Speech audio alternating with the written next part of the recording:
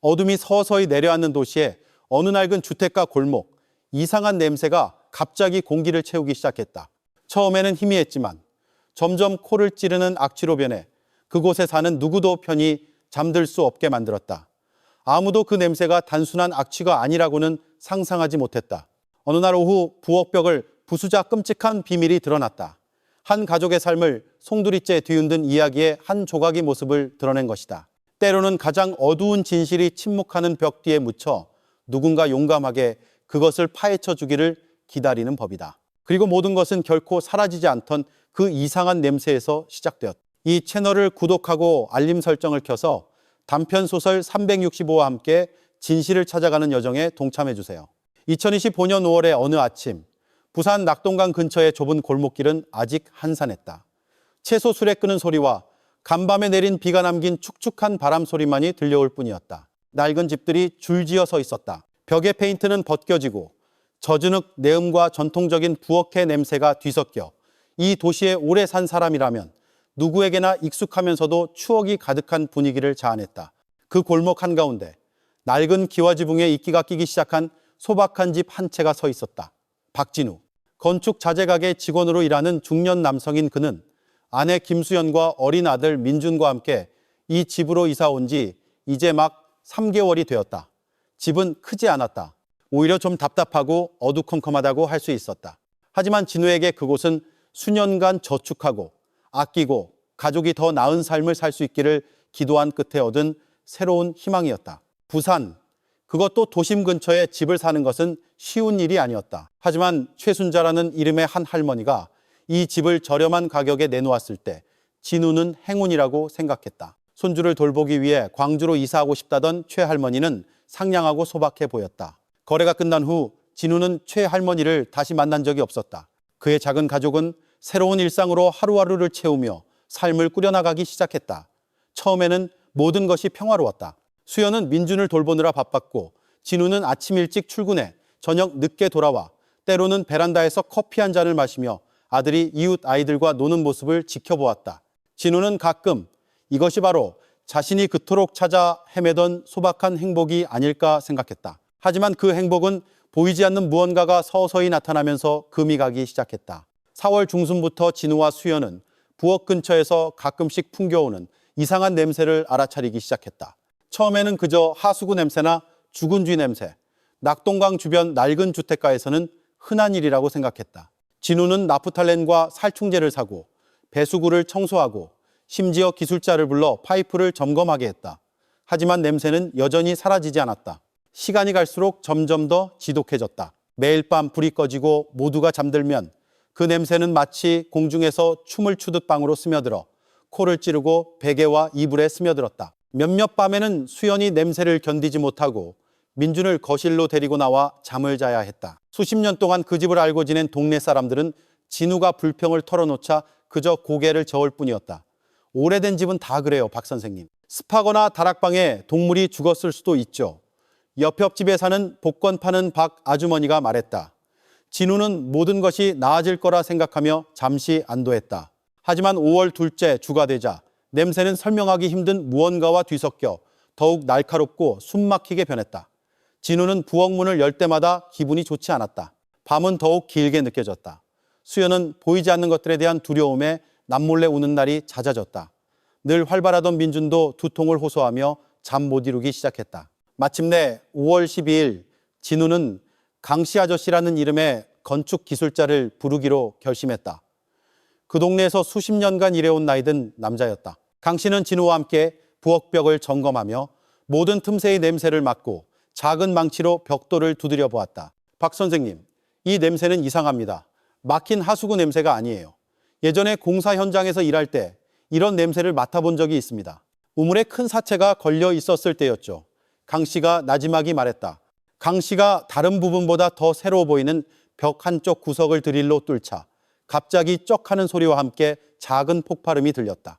순간 지독한 악취가 벽의 틈새에서 터져나왔다. 진우는 반사적으로 코를 막았다. 수연은 민준을 안고 비명을 지르며 집 밖으로 뛰쳐나갔다.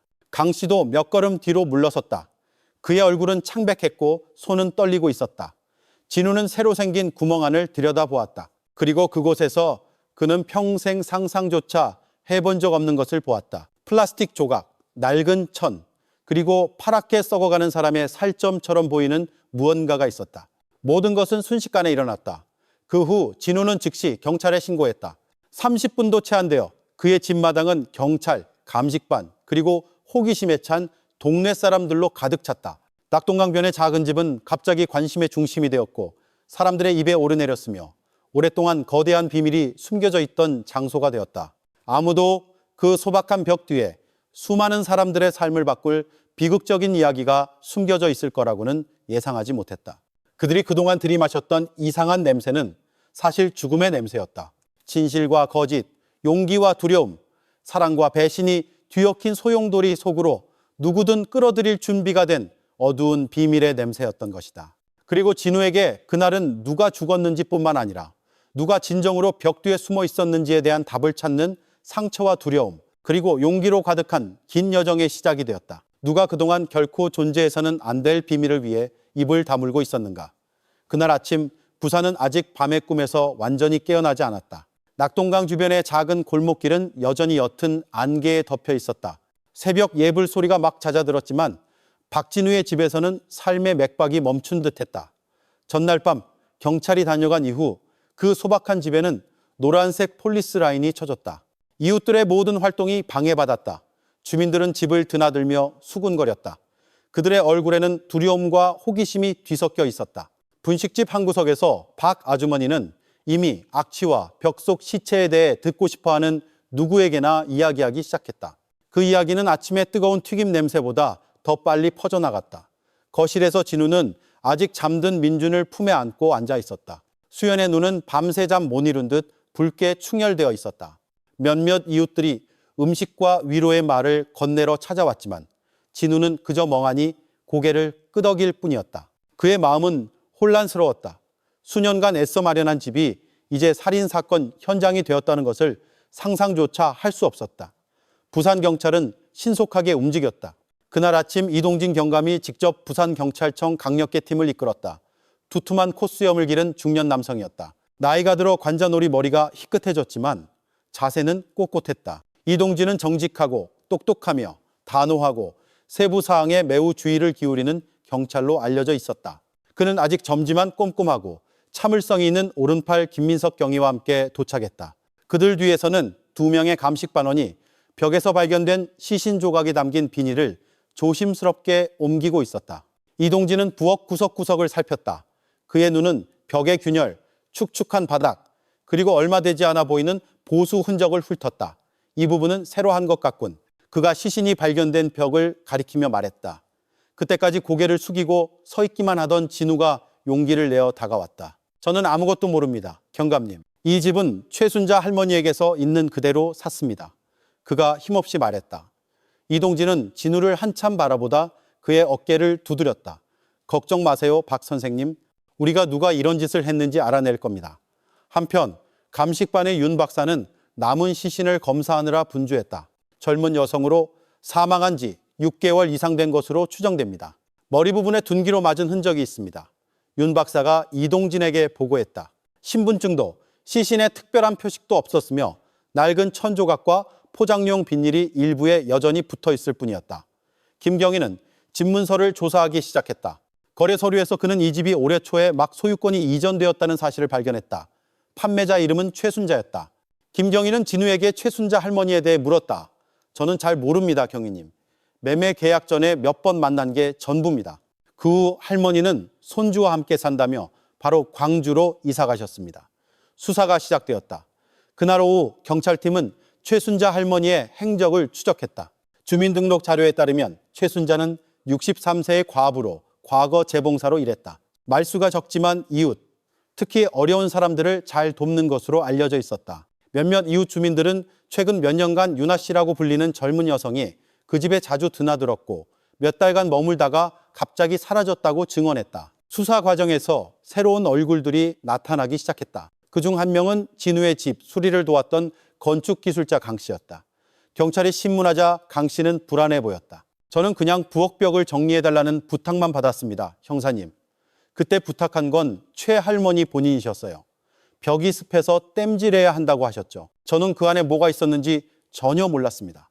그가 더듬거리며 말했다. 하지만 그의 눈빛은 무언가를 숨기고 있음을 보여주었다. 경찰이 떠난 후 강 씨는 식당에 앉아 깊은 생각에 잠겼다.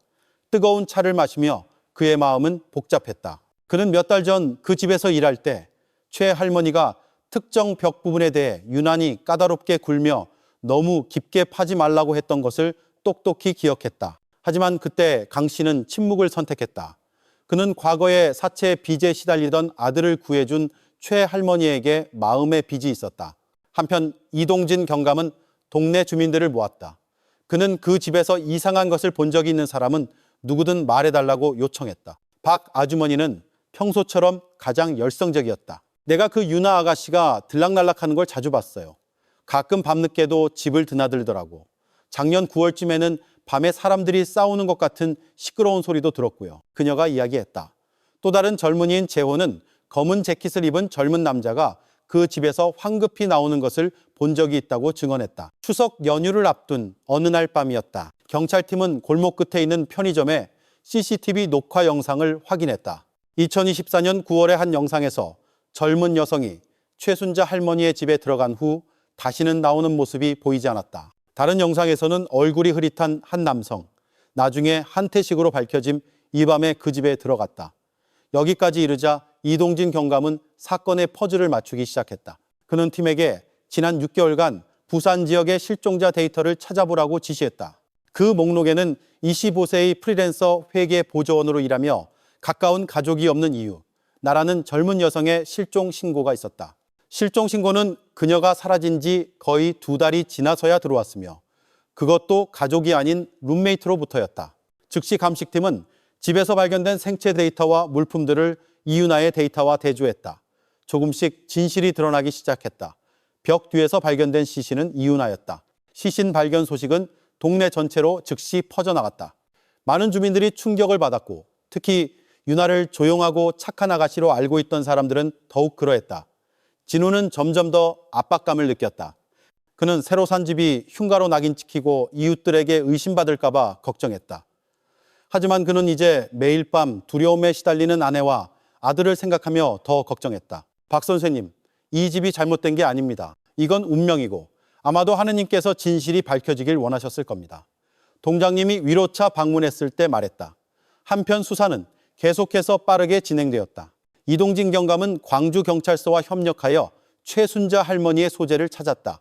얼마 지나지 않아 팀은 최순자 할머니를 만나는 데 성공했다. 광주의 작은 월세방에서 그 노파는 지쳐 보였다. 머리는 거의 하얗게 새었고 몸은 말라 있었다. 처음에 그녀는 옛집의 시신에 대해 아무것도 모른다고 부인했다. 저는 혼자 살았어요, 형사님. 이상한 일은 전혀 없었습니다. 윤아 아가씨가 몇 달간 신세를 진 적은 있지만 그 후엔 혼자 떠났어요.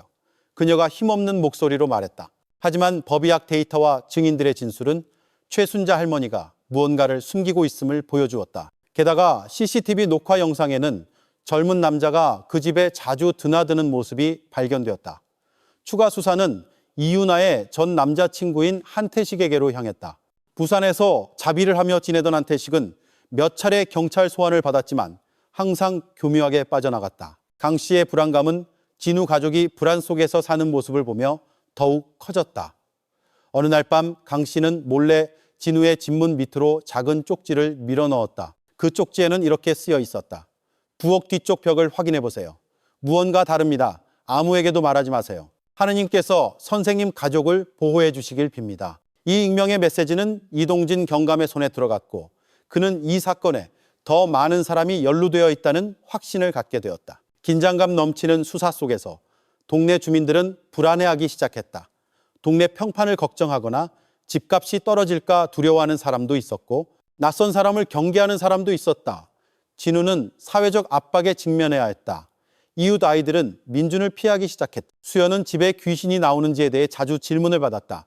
하지만 진우는 진실이 반드시 밝혀지고 가족이 다시 평온을 찾을 것이라 믿으며 버티기로 결심했다. 이 사건의 그림자 속에서도 삶의 이야기는 계속되었다. 매일 오후 진우는 낙동강이 부산의 모든 기억과 비밀을 싣고 천천히 흘러가는 것을 보았다. 멀리서 아이들이 축구하는 소리, 엄마들이 빨래를 넣는 모습, 동네 회관에서 들려오는 노랫소리, 이 모든 것이 비극 뒤에도 삶은 계속된다는 것을 상기시키는 듯했다. 하지만 진우, 수현, 그리고 민준에게 그 낡은 집에서의 밤은 아직 평온하게 끝나지 않을 것이었다. 아직 답해야 할 질문이 너무나도 많았다. 한태식은 대체 누구인가? 최순자 할머니는 정말 알고 있었을까? 그리고 가장 무서운 것은 낡은 벽 뒤에 발견되기를 기다리는 또 다른 비밀이 숨겨져 있을까 하는 것이었다. 이동진 경감과 그의 팀에게 이것은 단순한 살인사건이 아니었다. 이것은 진실과 거짓, 용기와 두려움, 침묵의 관습과 정의의 요구 사이의 싸움이었다. 그리고 그 모든 것의 한가운데서 박진우와 그의 가족의 삶은 평범한 가족에서 부산의 심장부에 숨겨진 어두운 역사의 주요 증인으로 서서히 변해가고 있었다. 부산의 저녁이 내리기 시작했다. 가랑비가 골목길을 적셔 마음을 진정시키는 젖은 내음을 만들어냈다. 하지만 박진우와 그의 가족의 마음속에서 그 평화는 점점 더 멀게 느껴졌다. 경찰이 그들의 집을 사건 현장으로 확정한 후 일상은 급격히 변했다. 집안에서의 모든 발걸음이 무겁게 느껴졌다. 모든 구석이 이제 두려움과 뒤섞인 기억을 불러일으켰다. 이전에는 활발한 주부로 알려졌던 수연은 이제 부엌에서 멍하니 앉아있는 일이 잦아졌다. 유나의 시신이 발견되었던 벽의 구멍 자국을 바라보며 평소 이웃 아이들과 뛰어놀던 민주는 이제 진우의 무릎에 조용히 앉아있기를 더 좋아했다. 경찰 사일엔 소리나 집 밖 사람들의 속삭임을 들을 때마다 그의 눈에는 눈물이 고였다. 진우 자신도 큰 의심에 휩싸이기 시작했다. 자신이 가족을 저주받은 곳으로 데려온 것은 아닐까. 하지만 그는 아내와 아들을 위해 강해지기로 결심하며 모든 생각을 떨쳐냈다. 한편 경찰 수사는 계속되었다. 이동진 경감은 이 사건을 더욱 깊이 파고들었다. 그는 김민석 경위, 몇몇 젊은 수사관, 그리고 2명의 법의학 전문가로 구성된 작은 팀을 꾸렸다. 이동진은 아무리 작은 사건이라도 반드시 흔적을 남긴다고 믿는 베테랑 경찰이었다. 그는 항상 사무실 한 구석에서 기도를 드리며 하루를 시작했고 잘못된 길로 가지 않도록 인도를 구했다. 시신 발견 이틀 후 이동진은 추가 진술을 위해 진우를 경찰서로 불렀다. 조사실의 분위기는 긴장감이 흘렀다. 진우는 그 집에 대해 아는 모든 것, 최순자 할머니에 대해, 그리고 악취가 나타나기 전의 날들에 대해 다시 이야기했다. 이동진은 모든 세부 사항을 기록하며 귀에 깊게 들었다. 박 선생님, 당신 가족이 이사 오기 전에 다른 사람이 집에 들어온 적이 있습니까? 이동진이 물었다. 제 기억으로는 부엌을 수리하는 데 도움을 준 강씨 아저씨뿐입니다. 그 외에 최 할머니를 찾는다고 온 젊은이가 있었지만 오래 있지는 않았습니다. 저는 그를 모릅니다. 진우가 솔직하게 대답했다. 한편 다른 곳에서 김경희와 그의 팀은 편의점과 집 근처 마을 회관에서 추가 CCTV 녹화 영상을 확보하는 데 성공했다. 그 영상에는 검은 재킷과 마스크를 쓴 젊은 남성이 최 할머니의 집에 들어가는 모습이 담겨 있었다. 유나가 마지막으로 목격된 바로 그날 밤이었다. 신체적 특징으로 미루어 보아 수사관들은 그가 유나의 전 남자친구인 한태식이라고 의심했다. 한태식에 대한 수사는 속도를 냈다. 경찰이 그의 월세방을 찾아갔지만 그는 없었다. 한태식의 친구들은 진우 씨 집에서 여성 시신이 발견되었다는 뉴스가 퍼진 이후로 한태식이 사라졌고 휴대전화도 꺼져 있다고 말했다. 이는 경찰의 의심을 더욱 증폭시켰다. 하지만 CCTV 녹화 영상과 몇몇 증인의 진술 외에는 한태식을 유나의 죽음과 직접적으로 연결할 강력한 증거는 아직 없었다. 다른 한편으로 감식팀은 시신 발견 장소를 다시 조사했다. 그들은 시신이 숨겨져 있던 벽 부분이 오래된 벽과는 다른 재료를 사용하여 지어졌다는 것을 발견했다. 시멘트가 더 새 것이었고 벽돌 배열이 깔끔하지 않았으며 아직 완전히 마르지 않은 석회 얼룩이 남아 있었다. 법의학 전문가인 윤 박사는 그 벽이 분명히 최근 몇 달 사이에 새로 지어진 것이라고 결론 내렸다. 이는 경찰을 다시 최순자 할머니에게로 이끌었다. 특별팀이 최 할머니가 현재 손주와 함께 살고 있는 광주로 향했다. 초기 조사에서 최 할머니는 침착해 보였다. 그녀는 옛집의 시신에 대해 전혀 모른다고 강하게 부인했다. 저는 늙었어요, 형사님. 그저 손주와 조용히 살고 싶을 뿐입니다. 유나 아가씨가 제 집에 머문 적은 있지만 떠난 지 오래됐어요. 다른 도시로 이사 갔다고 생각했어요. 그녀가 담담한 어조로 말했다. 이동진 경감은 최 할머니의 얼굴을 뚫어지게 쳐다보았다. 그는 할머니의 주름과 부드러움 뒤에 때로는 거대한 비밀이 숨겨져 있다는 것을 알고 있었다. 하지만 최 할머니의 알리바이는 강력해 보였다.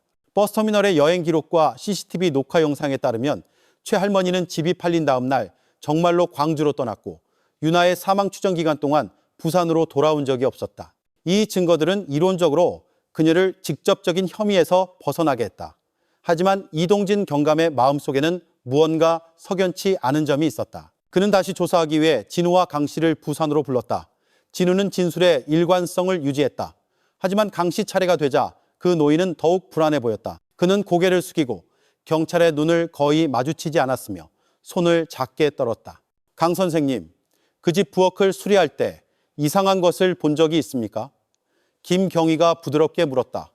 저는 그냥 벽을 땜질하라는 지시만 받았습니다. 그때 밤에 오라고 해서 빨리 끝내야 한다고 하더군요. 최 할머니가 많이 묻지 말라고 나중에 수고비를 더 주겠다고 하셨어요. 강 씨가 대답했다. 그의 목소리는 거의 속삭임에 가까웠다. 이동진 경감은 모든 단어를 기록했다. 그때 집에 다른 사람이 있었습니까? 강 씨는 오랫동안 침묵하다가 고개를 저었다.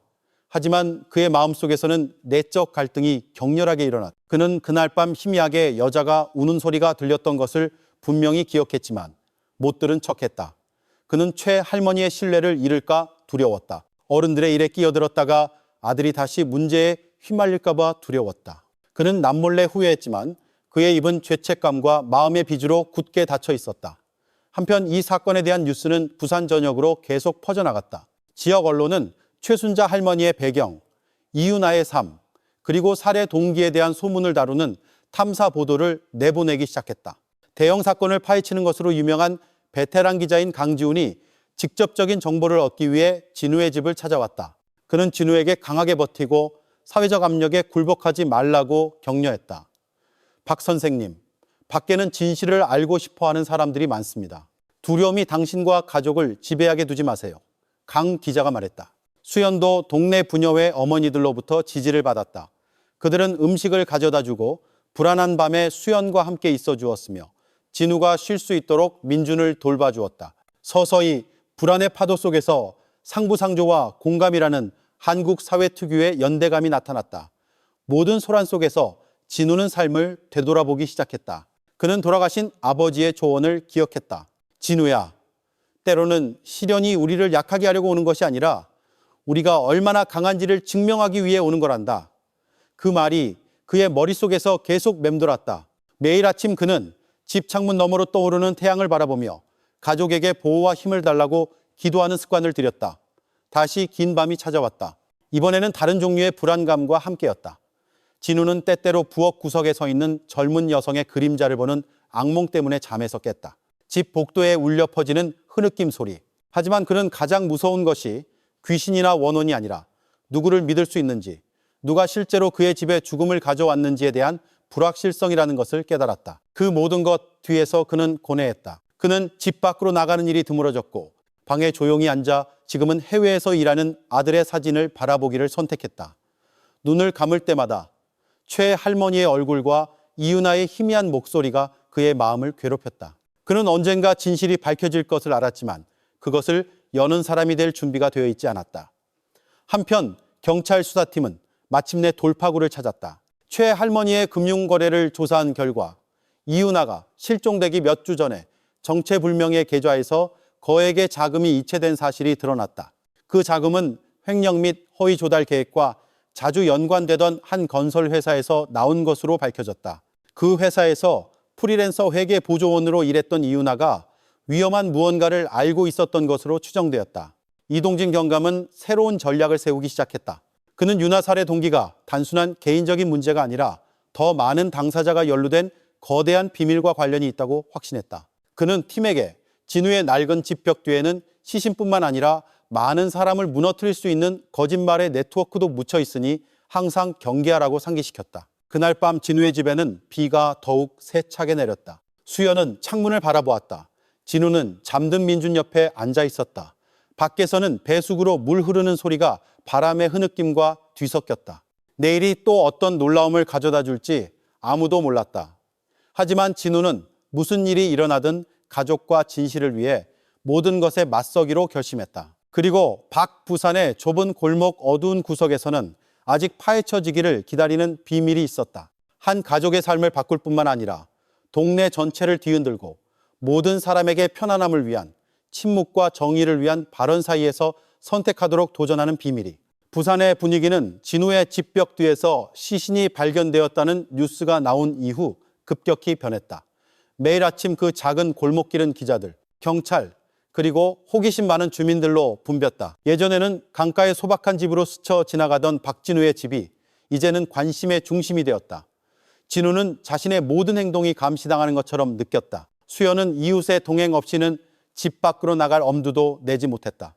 민주는 더욱 침울해졌다. 그는 큰 소리를 무서워했고 심지어 구급차 사이렌 소리에도 울음을 터뜨렸다. 지역 언론은 이 사건을 끊임없이 조명했다.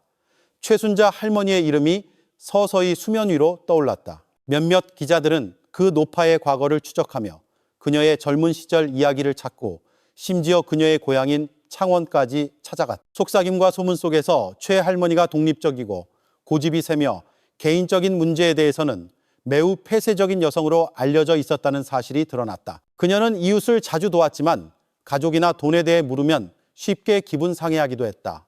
진우는 복잡한 심정으로 그 뉴스를 읽었다. 그는 자신에게 친절했던 최 할머니가 안쓰러웠지만 계속해서 자라나는 의심을 떨쳐낼 수 없었다. 한편 이동진 경감과 김민석 경위는 금융 데이터와 주택 거래 내역을 더욱 깊이 파고들었다.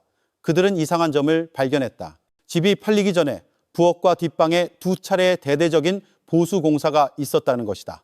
사용된 자재도 오래된 건물의 표준과는 달랐다. 그 집에서 일했던 기술자들을 추적한 결과 강 씨의 이름이 나왔다. 하지만 그의 진술은 항상 단조롭고 더듬거렸으며 마치 무언가를 숨기는 듯했다. 사무실에서 이동진은 사진, 연대기, 그리고 깔끔하게 붙여진 뉴스 기사 조각들이 가득한 큰 보드를 응시했다. 모든 사건에는 가해자와 피해자를 연결하는 보이지 않는 벡터가 있어. 우리는 그저 좀 더 인내심을 갖고 세심하게 살피면 돼. 김경희. 그가 오른팔에게 말했다. 팀장님, 광주에서 새로운 소식이 있습니다. 김경희가 보고했다. 최 할머니가 어제 변호사에게 연락해 법적 보호를 요청했습니다. 변호사 동행 없이는 재조사를 거부하겠다고도 했습니다. 이런 이동진은 길게 한숨을 쉬었다. 죄 지은 사람은 보통 불안해하지만 죄 없는 사람도 비난의 폭풍 속에서 혼자라고 느끼면 두려워할 수 있지. 그는 언론의 압력이 커질수록 누가 정말로 정직한지, 누가 그저 연기를 잘하는지 구별하기가 더 어려워진다는 것을 알았다. 그 혼란 속에서 새로운 소식이 충격을 주었다.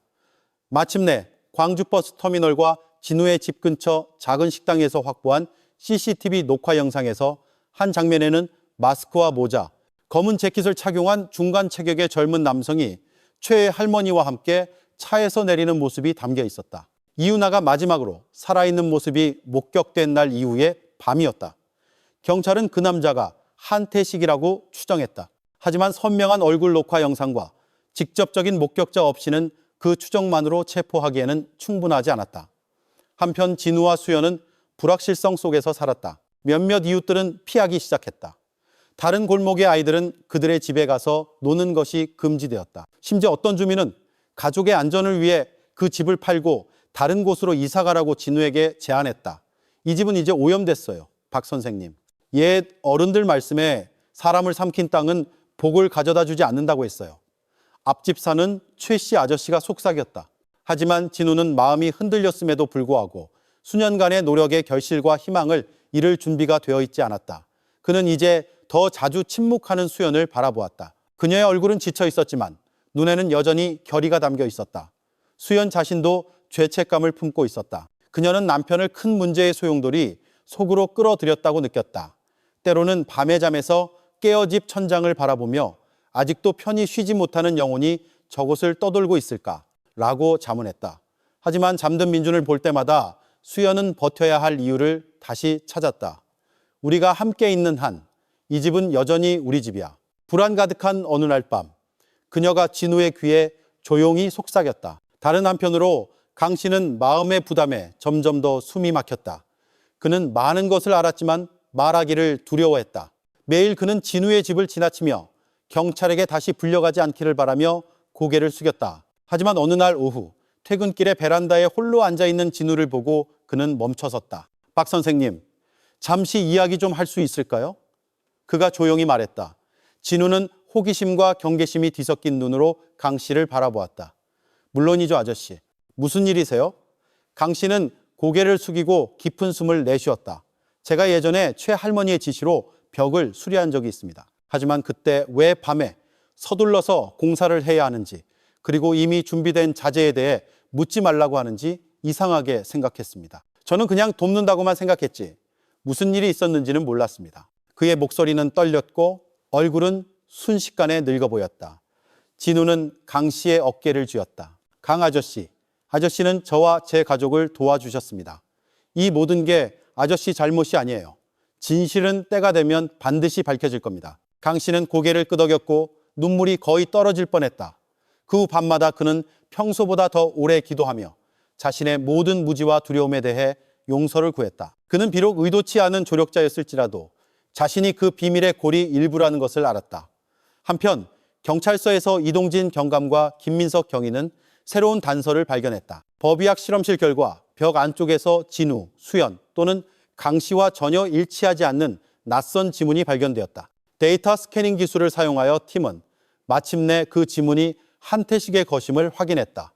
수사는 더욱 좁혀졌지만 한태식을 체포하려는 노력은 쉽지 않았다. 한태식은 교활한 것으로 알려져 있었고 자주 거처를 옮겼으며 심지어 위조 신분증을 사용하기도 했다. 그는 켄제란 지역에서 추적되었다가 시흥에서 다시 추적되었고 마침내 흔적도 없이 사라졌다. 경찰팀은 한태식의 사진과 데이터를 경기도 전역의 경찰서에 배포했다. 모든 혼란 속에서 진우와 수연은 진지하게 상의했다.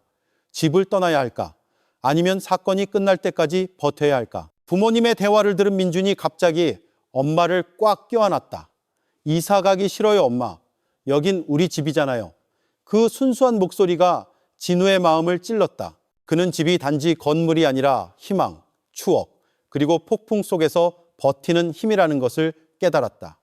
그날 밤 진우는 자신과 가족을 위해 짧은 편지를 썼다. 보내기 위한 것이 아니라 용기를 간직하기 위한 것이었다. 그는 이렇게 썼다.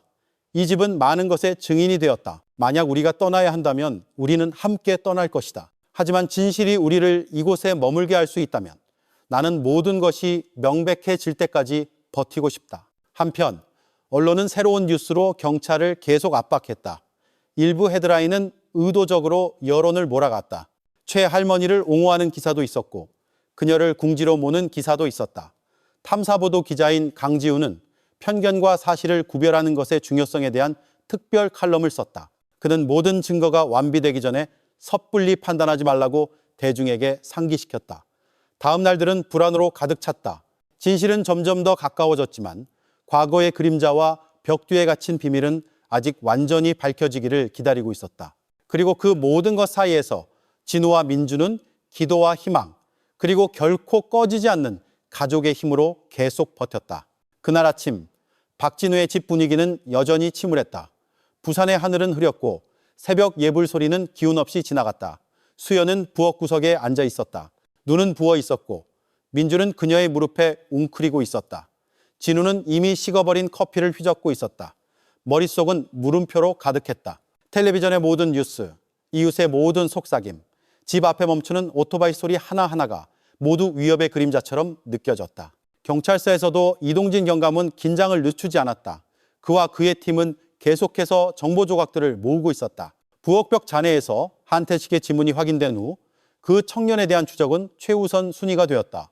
통신사 데이터에 따르면 한태식의 휴대전화는 서부 시외버스 터미널 근처에서 잠시 켜졌다가 그 후 완전히 꺼졌다. 그날 아침 김민석 경위가 새로운 소식을 가지고 왔다. 팀장님, 터미널 보안 요원으로부터 정보가 들어왔습니다. 며칠 전 그들이 한태식과 닮은 사람을 시흥행 버스에서 내리는 것을 봤고 그 후 재래시장 방향으로 사라졌다고 합니다. 그가 보고했다. 이동진은 진지하게 고개를 끄덕였다. 팀을 그곳으로 보내 모든 여관을 확인하고 오토바이 택시 기사들과 시장 주변 상인들에게 물어봐.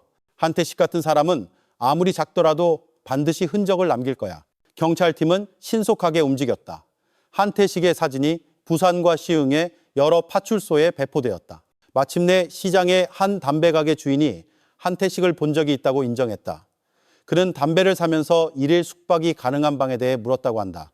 그 단서를 바탕으로 경찰은 시장 외곽의 한 낡은 여인숙을 추적했다. 하지만 팀이 도착했을 때 한태식의 방은 이미 비어 있었다. 그는 낡은 배낭 하나만 남겨두었는데 그 안에는 옷 몇 벌, 동전, 그리고 낡은 사진 한 장이 들어 있었다. 젊은 여성 이윤아와 함께 찍은 한태식의 사진이었다. 다른 한편으로 진우와 수연은 점점 더 심해지는 심리적 압박에 직면해야 했다. 몇몇 밤 수연은 악몽을 꾸었다. 그녀는 부엌 구석에 서 있는 이윤아를 꿈꿨다. 눈은 공허했고 입술은 무언가 말하려는 듯 움직였다. 하지만 그 소리는 수연의 머릿속에서만 울려 퍼졌다. 처음에는 강인하게 버티려던 진우도 이제 흔들리기 시작했다. 그는 아내와 아들에게 죄책감을 느꼈고 가장으로서 실패했다고 생각했다. 그날 오후 이동진 경감이 진우에게 전화를 걸었다. 박 선생님, 내일 경찰서로 와주십시오. 추가 진술이 필요하고 아마도 최 할머니나 다른 기술자들이 했던 집 수리의 세부 사항을 기억하는데 도움을 주실 수 있을 겁니다. 진우는 동의했다. 그날 밤 그는 베란다에 오랫동안 앉아 어두운 낙동강의 흐름을 바라보았다. 강 씨가 낡은 자전거를 끌고 지나갔다. 이번에는 강 씨가 멈춰섰다. 그는 망설이는 듯 했지만 결국 진우 옆에 앉았다. 박 선생님, 제가 그동안 숨겨온 것이 있습니다. 강 씨가 힘없이 말했다. 제가 부엌을 수리하라는 지시를 받았을 때 좀 의심스러웠습니다. 건축 자재는 이미 준비되어 있었고 모든 것이 서둘러 진행됐습니다. 심지어 부엌 뒤쪽 특정 구석에는 들어가지 말라고 하더군요. 밤에 가끔 이상한 소리를 들었습니다. 우는 소리 같았죠. 하지만 저는 모르는 척했습니다. 두려웠습니다, 선생님. 일자리를 잃을까 봐 두려웠고 제 아들이 다시 문제에 휘말릴까 봐 두려웠습니다. 진우는 동정심 어린 눈으로 강 씨를 바라보았다. 강 아저씨, 이 모든 것은 이제 우리 힘으로 어쩔 수 없는 일입니다. 만약 경찰에 알려야 할 것이 있다고 생각하신다면 그렇게 하세요. 더 이상 자신을 억누르지 마세요. 강 씨는 고개를 끄덕였다. 그날 밤 그는 경찰에 익명의 편지를 써서 자신이 겪은 일을 자세히 설명했다. 편지는 김경위에게 전달되었고 그는 즉시 건축 인부 명단을 재확인하고 수리 일정과 한태식, 최순자 할머니의 동선을 대조했다. 한편 광주에서 최 할머니는 경찰로부터 두 번째 소환장을 받았다. 이번에는 변호사와 동행했다. 조사실에서 그녀는 여전히 이윤아의 죽음에 연루된 것을 부인했다. 하지만 경찰은 이제 그녀의 계좌로 입금된 의심스러운 돈거래 증거와 한태식이 광주에 있었다는 증거를 확보하고 있었다. 윤아가 사망한 후 특정 밤에 이동진은 인내심을 갖고 최 할머니를 바라보았다. 최 여사님, 우리는 그날 밤 당신이 혼자가 아니었다는 것을 이미 알고 있습니다. 누군가 당신을 광주까지 데려다 주었고 우리는 증인과 CCTV 녹화 영상도 가지고 있습니다. 대체 무슨 일이 있었는지 말씀해 주십시오. 최 할머니는 오랫동안 침묵했고 눈에는 눈물이 고였으며 손은 떨렸다. 저는 그저 조용히 살고 싶었을 뿐입니다. 저는 아무도 죽이지 않았어요. 윤아가 안쓰러워서 몇 달간 머물게 해준 것뿐입니다. 하지만 그 후에는 아무것도 모릅니다. 김경희는 한태식과 윤아의 사진 그리고 송금 증거를 보여주었다. 여사님, 이 돈은 무엇입니까? 왜 이렇게 큰 금액이 지급되었습니까? 그리고 왜 한태식이 당신 집에 자주 드나들었습니까? 최 할머니는 고개를 저었고 입술이 떨렸다. 그건 빌린 돈입니다. 한태식은 제 친구 아들이에요. 그는 집에서 저를 자주 도와줬어요. 가끔 전기를 고치거나 무거운 물건을 들어주곤 했죠. 조사는 몇 시간 동안 계속되었지만 최 할머니로부터 명확한 자백은 나오지 않았다. 수사팀은 그녀의 태도 뒤에 큰 압력이 있을 것으로 추측했다. 그녀의 옛 고향 주민들로부터 얻은 몇 가지 정보에 따르면 최 할머니는 과거 비극적인 사고로 딸을 잃은 후 매우 폐쇄적인 성격이 되었다고 한다. 보호 본능, 죄책감 또는 두려움, 모든 것이 여전히 미스터리였다. 부산에서 기자 강지우는 최 할머니와 한태식의 자금 흐름을 추적하기 시작했다. 그는 윤아를 프리랜서 회계 보조원으로 고용했던 건설 회사로부터 자금이 흘러들어왔다는 사실을 발견했다. 이 사실은 이윤아의 죽음이 단순한 개인적인 문제가 아니라 훨씬 더 큰 무언가와 관련이 있다는 추측을 강화했다. 아마도 자금 횡령, 세금 스캔들 혹은 자금 세탁이었을 것이다. 이 조사 결과가 신문에 실리자 분위기는 더욱 뜨거워졌다. 부산 시민들은 윤아의 죽음 뒤에 거대한 네트워크가 있을 가능성에 대해 이야기하기 시작했다. 몇몇 공무원, 사업가, 그리고 사회 저명 인사들의 이름도 거론되었다. 진우는 자신의 집에서 점점 더 소외감을 느꼈다. 과거의 유령뿐만 아니라 잠재적인 권력의 그림자와 위험에도 두려움을 느꼈다. 같은 날 밤 민준이 아프기 시작했고 열이 높았다. 수연은 패닉에 빠져 이웃과 함께 민준을 가장 가까운 병원으로 데려갔다. 의사가 민준을 진정시키는 동안 진우는 깊은 생각에 잠겼다. 자신의 아들조차 집안 분위기 때문에 이렇게 취약해질 수 있다면 그들 가족의 미래는 어떻게 될 것인가. 하지만 진우는 포기가 선택지가 아니라는 것을 알았다. 다음 날 경찰팀은 마침내 실마리를 찾았다. 진우의 집 근처 작은 건재상의 오래된 CCTV 녹화 영상에 윤아가 실종되기 직전인 9월 마지막 주에 한태식이 건축자재를 사는 모습이 담겨 있었다. 한태식은 시멘트, 벽돌, 페인트를 샀다. 판매원은 그가 불안해 보이고 서두르는 것 같았다고 증언했다. 그 데이터를 바탕으로 경찰은 한태식이 이윤아의 시신을 숨기기 위해 새로운 벽을 쌓은 주범이라고 확신했다. 수사는 더욱 좁혀졌다. 한태식에 대한 체포영장이 발부되었다. 한편 최 할머니에 대한 압박은 더욱 거세졌다. 조사실에서 그녀는 마침내 울음을 터뜨렸다. 저는 그저 윤아가 안전하길 바랐을 뿐이에요. 다치지 않기를 바랐지만 모든 것이 엉망이 되어버렸어요. 모든 것이 제 통제를 벗어났어요. 수사는 아직 끝나지 않았다.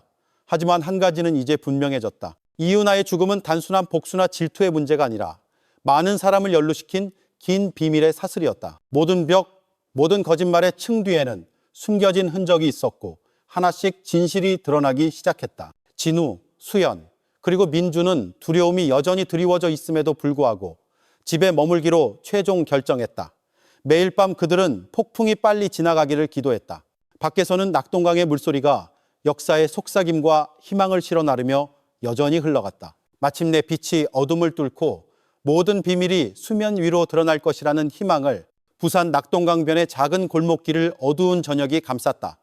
공기는 무거웠고 먹구름이 해를 가렸다. 박진우의 집은 여전히 폴리스 라인으로 둘러싸여 있었지만 삶은 서서히 원래대로 돌아가려 애쓰고 있었다. 민주는 열에서 회복되기 시작했다.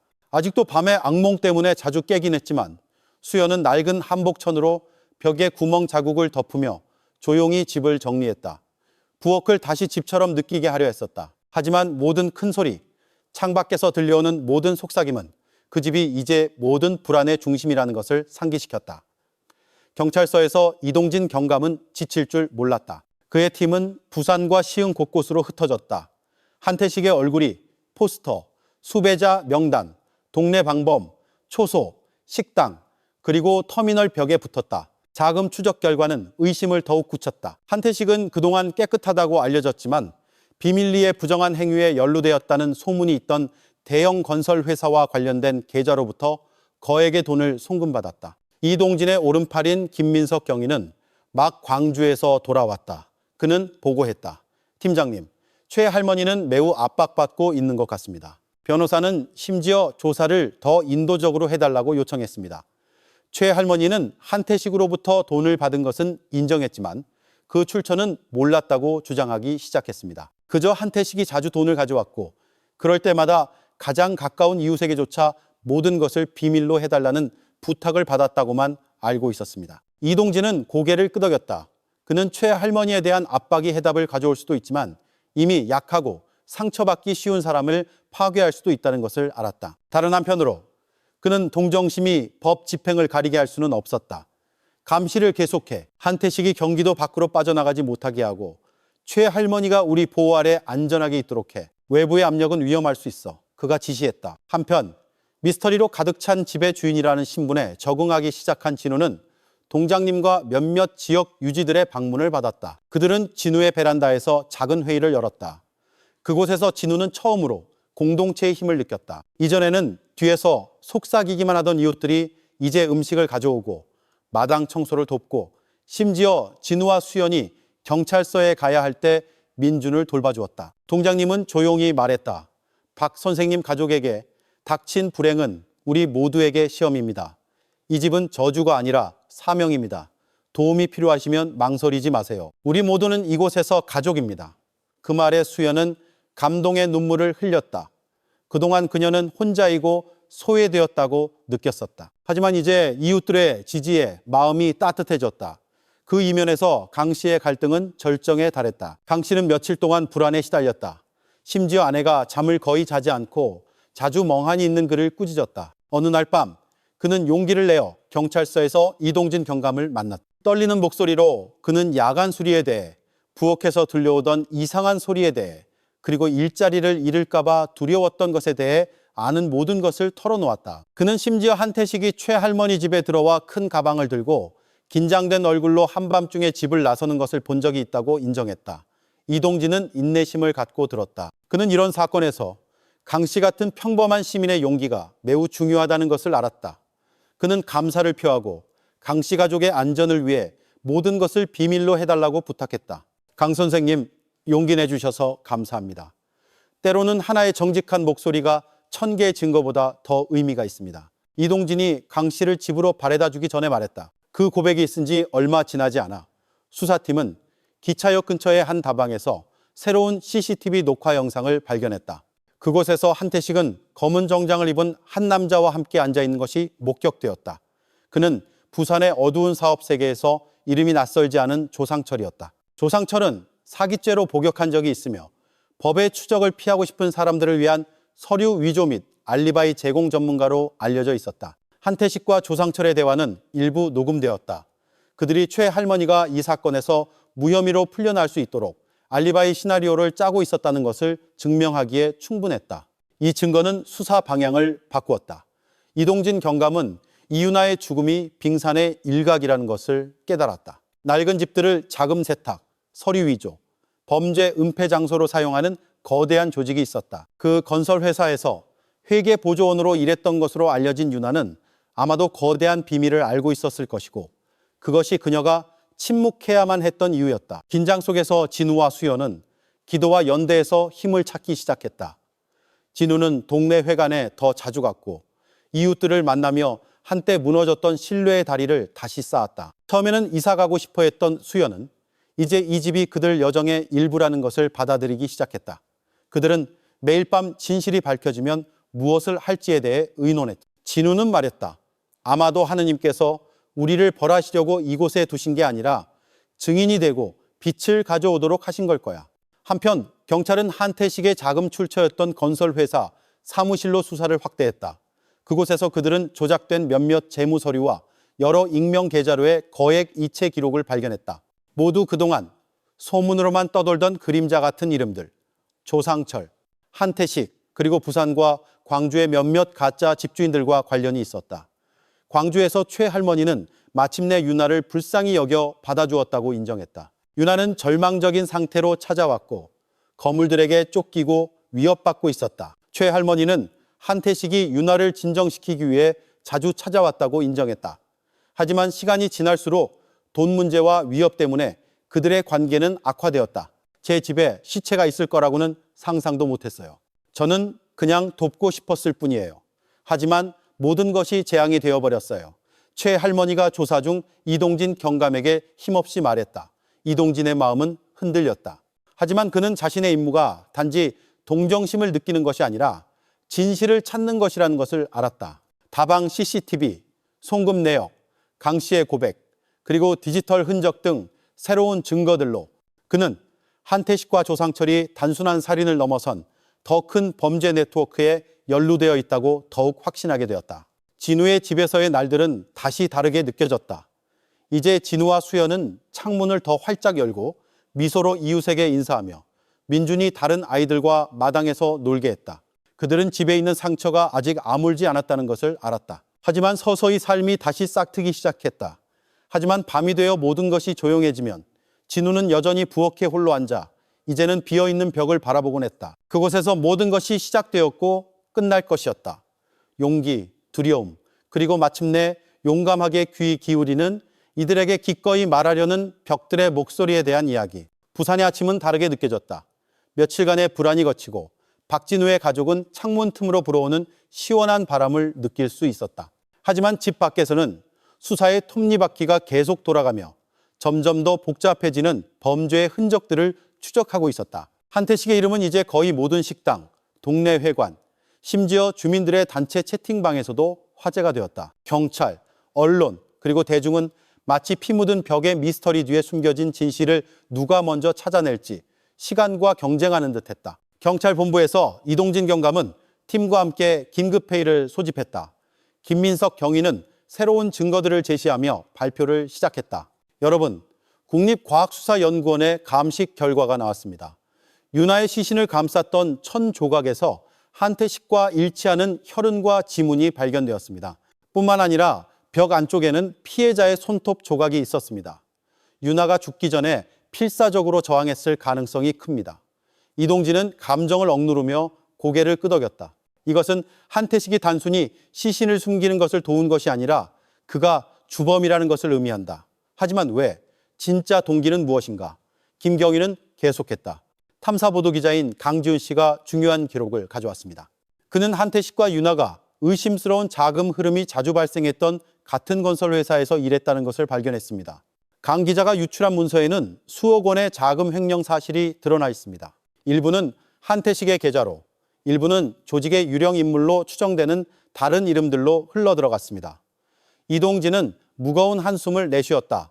이제 모든 것이 이해가 된다. 윤아가 이 사건을 폭로하겠다고 위협했을 것이고 이미 너무 깊이 관여한 한태식은 모든 것을 잃는 것보다 폭력의 길을 선택한 것이다. 한편 진우와 수연은 여전히 트라우마에 시달렸지만 다시 활동하기 시작했다. 진우는 동장님의 제안을 받아들여 임시 반장이 되었다. 수연은 부녀회 가입하여 사회활동을 통해 불안감을 해소했다. 매일 저녁 그들은 베란다에 함께 앉아 폭풍이 오기 전의 삶에 대해 이야기하며 편견과 두려움으로 한때 찢어졌던 우정의 끈을 다시 잇고자 노력했다. 처음에는 집 밖으로 나가기 꺼려했던 민주는 이제 서서히 이웃 아이들과 다시 놀기 시작했다. 그의 작은 웃음소리는 아무리 쓰라린 삶이라도 항상 다시 성장할 방법을 찾는다는 것을 상기시켜 주었다.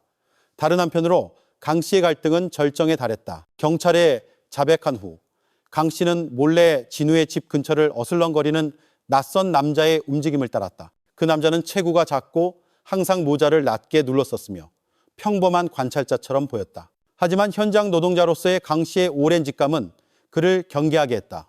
어느 날 밤 강 씨는 그 남자를 골목 끝에 낡은 식당까지 미행했다. 그곳에서 그는 그 남자와 누군가가 전화로 나누는 비밀 대화를 들었다. 내용은 증거물, 안전한 돈, 그리고 침묵해야 한다는 것이었다. 강 씨는 떨렸지만 낡은 휴대전화로 그 대화 소리를 녹음했다. 다음 날 아침 그는 그 녹음 파일을 김경희에게 제출했다. 이 음성 증거는 최 할머니의 고백, 강 기자의 문서와 함께 경찰이 조직의 네트워크를 파헤치는 열쇠가 되었다. 이동진 경감은 경제범죄특별수사대를 참여시키기로 결정했다. 그는 이 사건이 더 이상 단순한 살인이 아니라 조직 범죄라는 것을 깨달았다. 며칠 안에 경찰은 그레식의 한 값싼 호텔에서 조상철을 체포했다. 신문에서 조상철은 불법 자금의 중개자이자 최 할머니와 한태식을 위한 가짜 알리바이 제작자로서의 역할을 인정했다. 저는 그냥 도왔을 뿐입니다, 형사님. 그들은 모두 그 프로젝트 뒤에 있는 거물들을 두려워했어요. 제가 따르지 않았다면 저도 사라졌을 겁니다. 조상철이 조사보고서에서 밝혔다. 조상철의 체포 소식은 한태식을 더욱 궁지로 몰아넣었다. 경찰은 그의 동선을 블리타르, 그리고 경기도의 작은 도시로 추적했다. 추격 과정에서 경찰은 그녀의 예전 방에 있던 오래된 서류들 사이에서 이윤아의 일기장을 발견했다. 그 일기장에서 윤아는 이상한 송금 데이터를 발견한 후에 두려움과 상사의 압박에 대해 썼다. 그녀는 또한 한태식과의 마지막 대화를 기록했다. 만약 내가 죽으면 한태식을 찾아. 모든 비밀은 그의 휴대전화에 있어. 수사가 더욱 날카로워지는 동안 진우와 수연은 새로운 시험에 직면했다. 그들의 집은 이제 기자들이 아니라 도움과 동정심을 가지고 오는 주민들로 다시 붐비기 시작했다. 많은 사람들이 한때 의심했던 것에 대해 사과하러 왔다. 많은 사람들이 진우에게 계속 버텨달라고 격려했다. 박 선생님은 본보기가 되셨습니다. 인내심 있고 진실하며 가족을 보호하는 용기가 있으셨습니다. 마을 어르신인 박 씨가 말했다. 그 따뜻함 속에서 진우는 그동안 숨겨져 있던 힘을 발견했다. 그는 모든 인간이 시련에 직면하지만 서로 손을 잡아야만 상처가 교훈으로 변할 수 있다는 것을 깨달았다. 다음 날들은 체포 작전으로 가득 찼다. 한태식은 마침내 도시 외곽의 한 임대주택에서 발견되었다. 지치고 초라한 모습으로 위조 신분증으로 도망치려 했다. 경찰은 한태식을 부산으로 데려왔고 이동진 경감 앞에서 그는 마침내 자백했다. 두려웠습니다. 경감님. 처음에는 그냥 따라했을 뿐인데 모든 것이 점점 더 깊어졌습니다. 윤아가 정말로 모든 것을 폭로하려고 했습니다. 제가 실수를 저질렀습니다. 한태식의 자백은 회사의 상사로부터의 압박, 유령 계좌를 통해 흐르는 불법 자금, 그리고 입을 열면 윤아에게 가해질 위협에 대한 많은 것을 드러냈다. 그는 심지어 윤아를 살해한 후 조상철과 협력하여 새로운 벽을 쌓고 의심을 사지 않도록 강 씨에게 외부를 다듬어 달라고 부탁했다고 인정했다. 이제 모든 증거가 완벽했다. 그동안 대형 프로젝트 뒤에 숨어있던 거대한 조직이 드러나기 시작했다. 특별수사대는 그동안 건드릴 수 없다고 여겨졌던 몇몇 거물급 인사들에 대한 압수수색과 체포를 진행했다. 진우, 수연, 그리고 민준에게 그 힘든 날들은 서서히 지나갔다. 한때 두려움의 원천이었던 그들의 집은 이제 용기와 희망의 상징이 되었다. 주말에 진우는 이웃들을 초대하여 함께 추모 기도를 올리며 이웃나를 기리고 선이 항상 악을 이기기를 기도했다. 모든 것이 끝난 후 이동진 경감이 진우의 집을 찾아왔다. 그는 베란다에 앉아 진우와 함께 따뜻한 차를 마시며 조용히 말했다. 박 선생님, 당신 가족의 용기와 인내심에 감사합니다. 그것이 없었다면 아마 진실은 결코 드러나지 않았을 겁니다. 진우는 그저 미소 지었다. 그는 여정이 아직 길다는 것을 알았지만 이제 그는 더 이상 혼자가 아니었다. 모든 벽 뒤, 모든 상처 뒤에는 항상 자라나기를 기다리는 새로운 희망이 있었다. 단, 그것을 보고 믿을 용기가 있는 사람이 있다면 그날 부산경찰서는 기자, 경찰관, 그리고 증인들의 분주한 발걸음으로 가득 찼다. 신문실의 공기는 긴장감이 흘렀다. 이동진 경감은 한태식과 조상철 앞에 앉아 있었다. 두 사람은 지치고 창백한 얼굴이었다. 방이 다른 쪽에는 변호사와 속기사가 모든 단어를 기록할 준비를 하고 있었다. 오늘은 이윤아의 목숨뿐만 아니라 그동안 부산의 호화, 부동산 프로젝트 뒤에 숨어있던 범죄의 사슬에 대한 책임을 져야 하는 날이었기 때문이다. 이동진은 단호하지만 이해심 있는 어조로 대화를 시작했다. 처음부터 끝까지 모든 것을 듣고 싶다. 숨기는 것 없이. 모든 거짓말은 너희들의 부담과 형량을 더할 뿐이다. 한태식은 떨리는 목소리로 말하기 시작했다. 그는 과거에 단지 비정규직 직원이었을 때 대형 건설 회사에서 회계 보조원으로 함께 일하던 윤아를 만났던 이야기를 했다. 처음에는 한태식도 상사의 지시를 따랐을 뿐이었다. 하청업체 대금 지불, 서류 처리를 도왔다. 하지만 시간이 지날수록 그는 원치 않게 자신의 개인 계좌로 불법 자금이 들어오는 것을 깨달았다. 처음에는 두려웠습니다, 경감님. 하지만 그때 조상철이 나타나 보호를 제안했습니다. 저는 그냥 서명하고 침묵하면 됐습니다. 모든 일이 안전할 거라고 했습니다. 한태식이 힘없이 말했다. 조상철이 말을 이었다. 모든 것은 위에서 지시된 것이었습니다. 최할머니는 그냥 꼭두각시였어요. 윤아가 이상한 송금 데이터를 발견하면서 의심하기 시작했고 그게 거물들을 당황하게 만들었습니다. 이동진은 그들을 날카롭게 쳐다보았다. 그 거물이 누구냐? 한태식과 조상철은 망설이며 서로를 쳐다보았다. 마침내 조상철이 대답했다. 그 회사의 대표이사입니다. 경감님. 그는 거의 모습을 드러내지 않지만 항상 뒤에서 모든 것을 통제합니다. 허위 프로젝트 자금은 모두 빈집으로 보내진 다음 빨리 팔렸습니다. 수익금은 유령 계좌를 통해 나누어졌습니다. 한태식의 고백에 따르면 윤아는 사무실에서 야근하던 중 우연히 거래 기록을 발견했다. 그녀는 한태식에게 다가가 설명을 요구했다. 처음에는 한태식이 윤아를 진정시키려 했고 심지어 입막음용 돈을 제안했지만 윤아는 거절했다. 나는 그냥 진실을 원해. 네가 돕지 않으면 내가 직접 경찰에 신고할 거야. 그날 밤 윤아가 그렇게 말했다. 조상철의 압박과 상사의 위협에 대한 두려움으로 한태식은 패닉에 빠졌고 결국 치명적인 행동을 저질렀다. 흔적을 없애는 시나리오는 신속하게 실행되었다. 조상철은 한태식이 최할머니의 집에 가짜 벽을 만들도록 지시했다. 강 씨는 단지 외부를 매끄럽게 만들기 위해 불려왔다. 한편 최할머니는 알리바이를 위해 광주로 보내졌고 경찰이 진짜 흔적을 추적하기 어렵도록 모든 세부 사항이 치밀하게 계획되었다. 다른 방에서 최할머니는 변호사와 경찰 심리학자와 함께 앉아 있었다. 그녀는 오랫동안 운 후에야 마침내 입을 열었다. 저는 그냥 윤아를 돕고 싶었을 뿐이에요. 그 아이는 겁에 질린 채 찾아왔어요. 사람들에게 쫓기고 있다고 했어요. 저는 불쌍하게 여겼습니다. 돈이나 조직에 대해서는 아무것도 몰랐어요.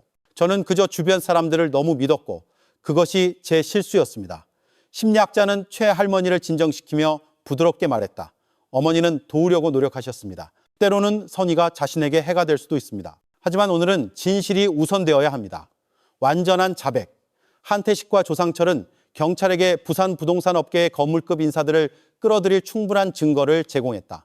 경제범죄특별수사대는 신속하게 움직였다. 다수의 호화주택, 아파트, 그리고 계좌가 동결되었고 법적 절차가 진행되었으며 언론은 이번 10년 중 가장 큰 프로젝트 스캔들을 보도했다.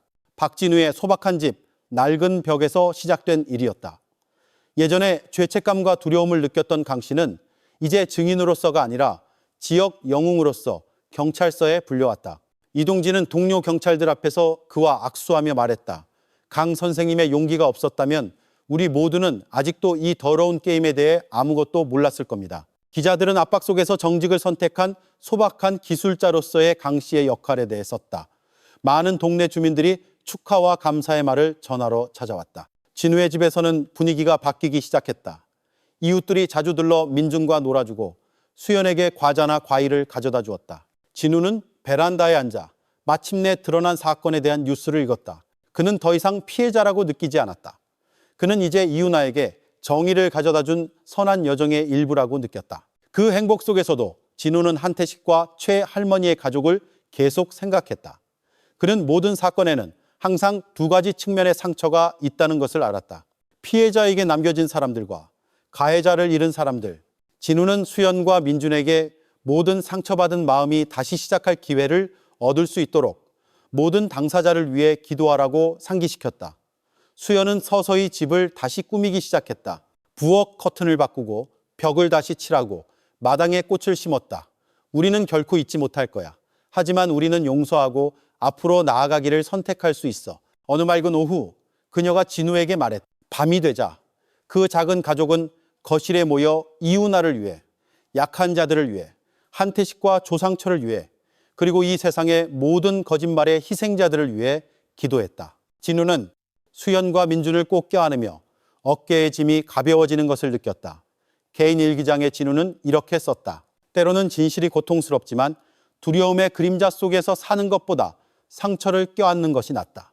한때 비밀을 덮었던 벽은 이제 용기의 증인이 되었다. 그리고 부산의 모든 가족은 아무리 작은 집이라도 진실이 탄생하는 장소가 될 수 있다는 것을 안다. 그리고 그날 밤 조용해지기 시작한 부산에서 낙동강의 바람이 부드럽게 불며 새로운 속삭임을 실어 날랐다. 모든 상처 뒤에는 희망이 있고 모든 벽 뒤에는 떠오르기를 기다리는 빛이 있다는 것을 몇 주간의 긴장 끝에 부산은 마침내 서서히 다시 숨을 쉬기 시작했다. 언론은 이제 박진우의 집벽 뒤에 끔찍한 이야기보다는 거대 조직의 법적 절차를 더 많이 보도했다. 주요 용의자들은 구금되었고 경찰 당국은 큰 칭찬을 받았다. 하지만 이 사건에 직접적으로 연루된 사람들의 삶은 이제 막 긴 회복의 여정을 시작했다. 진우의 집 분위기는 지난 몇 달과는 크게 달랐다. 동네 주민들은 더욱 가까워졌다. 아이들은 다시 마당에서 놀았고 부녀의 어머니들의 웃음소리와 부르는 소리가 공기를 가득 채웠다. 진우와 수연은 동장님으로부터 동네 기도 모임에서 인내의 의미와 시련에 맞서는 가족의 힘에 대해 이야기해달라는 초대를 받았다. 처음에는 아직 트라우마를 느끼며 거절했던 진우는 수연이 오히려 더 강해진 모습을 보고 마침내 동의했다. 그 모임에서 진우는 이웃들 앞에 앉아 떨리지만 단호한 목소리로 말했다. 저는 저희 작은 집이 큰 사건의 증인이 될 거라고는 상상도 못했습니다. 하지만 제가 나누고 싶은 것은 두려움이나 분노가 아니라 함께함과 정직함이 항상 비방과 편견보다 강하다는 확신입니다. 그는 부엌에서의 긴 밤, 두려움에 울던 민준, 그리고 기도와 노력으로 가족을 진정시켰던 수연에 대해 이야기했다. 수연이 덧붙였다. 저는 이 모든 것을 떠나 이사 갈까 생각한 적도 있습니다. 하지만 민준이가 친구들과 함께 웃는 모습을 볼 때마다 집이 단지 건물이 아니라는 것을 깨달았습니다. 집은 상처를 받아들이고 용서할 용기가 있는 마음입니다. 진우와 수연의 말은 감동적인 분위기를 만들었다. 많은 어머니들이 눈물을 흘렸고 몇몇 아버지들은 동의하며 고개를 끄덕였다. 그날 이후로 진우의 가족은 더 이상 희생자가 아니라 폭풍 속에서 소박한 가족의 힘을 보여주는 본보기가 되었다. 경찰서에서 이동진 경감은 사무실에 홀로 앉아 있었다. 그는 막 종결된 사건 서류들을 바라보았다. 생각이 떠다녔고 자부심과 함께 피로감과 약간의 슬픔도 느껴졌다. 그는 경찰의 임무가 범인을 잡는 것뿐만 아니라 사회의 신뢰를 지키고 두려움과 비방으로 한때 무너졌던 것을 다시 세우는 것이라는 것을 알았다. 김민석 경위가 조용히 들어와 커피 한 잔을 건넸다. 팀장님, 박진우 씨 동네에서 초대가 왔습니다. 팀장님과 팀이 감사 모임에 참석해 주길 바란다고 합니다. 많은 주민들이 직접 감사를 표하고 싶어 합니다. 이동진은 지친 미소를 지었다. 김경희, 때로는 우리도 평범한 인간이라고 생각해. 실수할 수도 있고 지칠 수도 있고 두려워할 수도 있지. 하지만 우리가 진실을 포기하지 않는 한 우리의 모든 작은 발걸음은 의미가 있을 거야.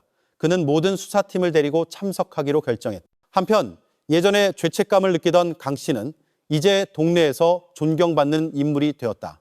그는 기도 모임에 강사로 초대되어 정직하게 말하기로 선택한 작은 기술자로서의 경험을 이야기했다.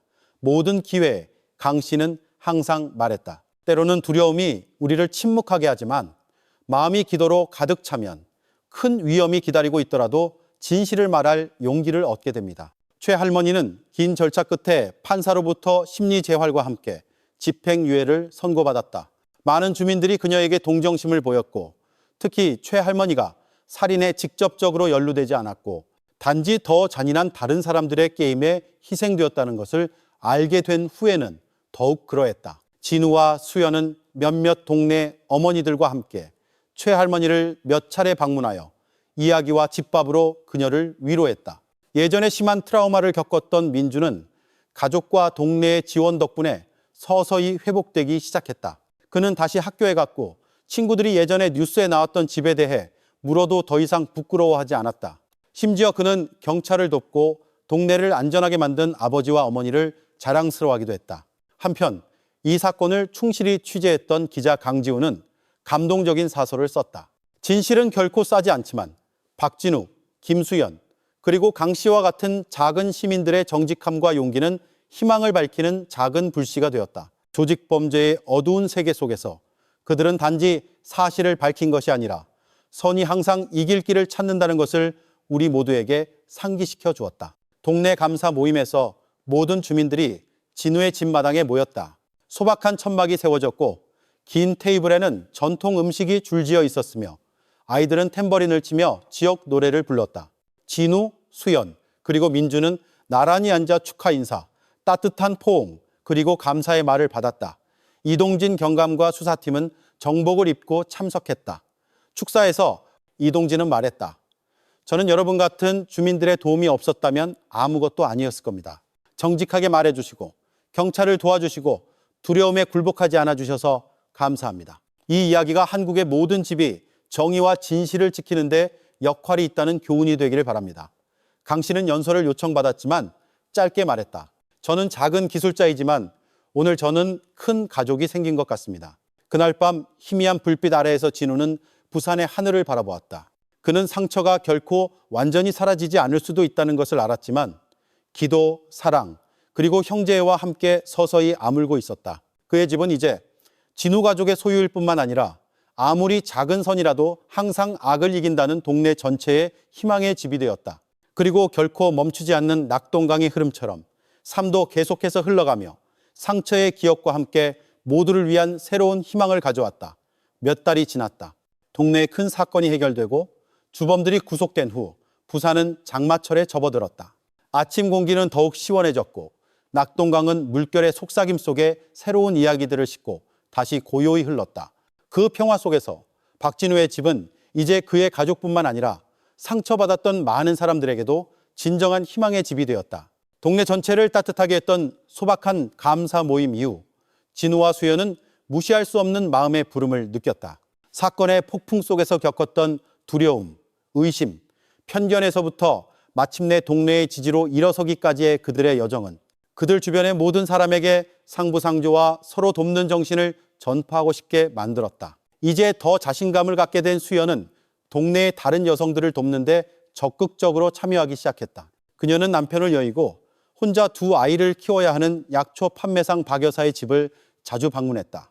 박 여사는 부동산 사기꾼에게 소가집을 거의 잃을 뻔했다. 수연은 부녀회 어머니들을 모아 박 여사의 집을 청소하는 봉사활동을 조직하고 작은 기부금을 모았으며 진우와 함께 동사무소에 서류를 처리하고 법적 해결책을 찾는 것을 도왔다. 우리 모두는 두려움과 혼란을 느껴본 적이 있습니다. 하지만 우리가 함께라면 해결할 수 없는 문제는 없을 겁니다. 수연이 박 여사에게 말했다. 그 말은 간단하게 들렸지만 박 여사에게는 새로운 희망이었다. 그녀는 다시 미소를 지었고 아이들은 다시 학교에 갈 힘을 얻었으며 다른 이웃들도 동네에서는 아무도 정말로 혼자가 아니라고 믿기 시작했다. 이 작은 움직임은 놀랍게도 전염성이 있었다. 몇몇 다른 이웃들이 편지 쓰기를 돕거나 주민들을 보건소에 데려다 주거나 노인들의 사회복지 수급을 돕거나 혹은 단지 어려움을 겪고 있는 사람들의 말벗이 되어주기 시작했다. 예전에는 매우 내성적이고 가족에게만 집중했던 진우는 이제 많은 사람들에게 조언을 구하는 대상이 되었다. 동장님은 진우와 수연을 칭찬했고 심지어 동네에 정식 자원봉사단을 만들 것을 제안했다. 진우는 회장직을 거절했다. 그는 모든 주민이 동등한 역할을 할 때 더 편안하다고 느꼈다. 우리는 함께하지 않으면 아무것도 아닙니다. 동장님, 저는 그냥 이 동네의 큰 가족의 일부가 되고 싶을 뿐입니다. 그가 겸손하게 말했다. 사건 동안 죄책감과 불안에 시달렸던 강 씨는 이제 동네 건축 기술자들 사이에서 영감을 주는 인물이 되었다. 그는 식당에 앉아 정직하게 말하기를 두려워했던 자신의 과거에 대해 부끄러움 없이 이야기했다. 현장에서 이상한 점이 있으면 절대 눈 감지 마세요. 때로는 작은 목소리 하나가 많은 생명을 구할 수 있습니다. 이제 많은 젊은이들이 기억하는 강 씨의 조언이었다. 몇몇 젊은 기술자들은 부실 공사를 발견하면 감독관에게 과감히 지적하기 시작했고 심지어 주변 환경에서 정의를 세우는 데 도움을 주었다. 이는 보통 일자리의 안정을 위해 침묵하던 노동자 공동체의 큰 변화였다. 많은 밤, 진우, 수연, 그리고 민주는 베란다에 함께 앉아 지나간 힘든 시간들에 대해 이야기했다. 심한 트라우마를 겪었던 민주는 이제 더 밝아졌다. 그는 종종 큰 나무와 옆에 흐르는 강, 그리고 마당에서 웃고 있는 아이들의 그림이 있는 집을 그렸다. 여긴 우리 집이에요. 아빠, 엄마. 도움이 필요한 사람은 누구나 올 수 있는 곳이에요. 그가 순수하게 말했다. 진우는 아들을 안으며 감동과 자랑스러움을 느꼈다. 어느 날 오후 수연은 진우의 집에서 어머니들을 모았다. 그녀는 간단한 글쓰기 교실을 열어 어머니들에게 정부기관에 민원 편지를 쓰는 방법이나 단지 글을 통해 감정을 표현하는 방법을 가르쳤다. 예전에는 목소리를 내는 것이 부끄럽고 두려웠어요. 이제는 모든 단어가 다른 사람에게 빛이 될 수 있다는 것을 알아요. 그녀가 말했다. 몇몇 어머니들이 자신의 삶의 경험을 쓰기 시작했다. 레시피를 공유하는 사람도 있었고 희망과 형제에 대한 시를 쓰는 사람도 있었다.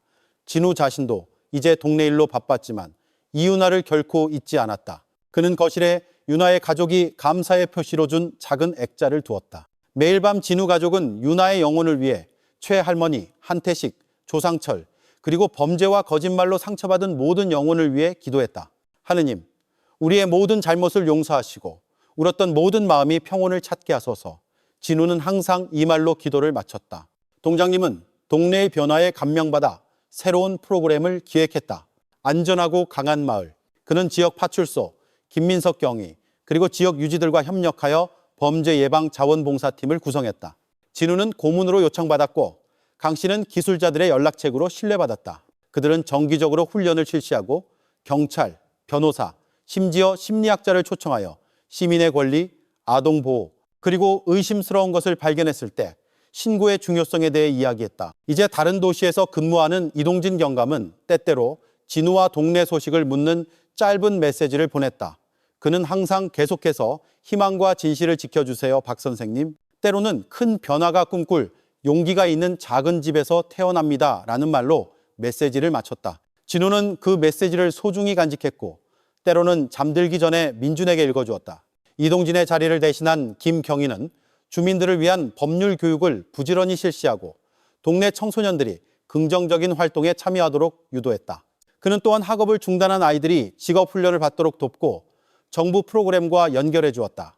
예전에는 경찰이 무서웠는데 이제는 우리 친구 같아요. 한 동네 청년이 말했다. 주민들 간의 관계는 더욱 돈독해졌고 상부상조는 단지 동네 청소뿐만 아니라 서로의 정신건강을 돌보는 문제로까지 확장되었다. 정기적으로 개모임을 하는 어머니들 그룹이 있었고 아침 체조를 하는 아버지들 그룹이 있었으며 함께 기부하여 새로 지은 마을회관에서 꿀안을 배우고 노는 아이들도 있었다. 민준의 생일에는 온 동네가 진우의 집에 초대되었다. 화려함은 없었지만 소박한 음식, 웃음, 그리고 미녀가 있었다.